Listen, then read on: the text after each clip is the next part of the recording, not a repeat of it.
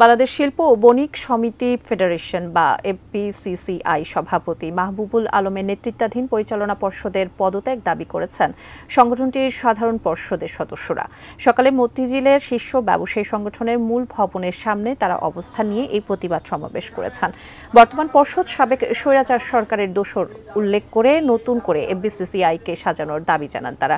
বিগত ১৬ বছরে এফবিসিসিআইকে আওয়ামী লীগের রাজনৈতিক কার্যালয়ে পরিণত করা হয়েছিল অভিযোগ করে তারা বলেন, ব্যবসায়ীদের এই কলঙ্ক মোচনের জন্য বর্তমান পর্ষদ বাতিল করে অন্তর্বর্তীকালীন প্রশাসক নিয়োগ করতে হবে।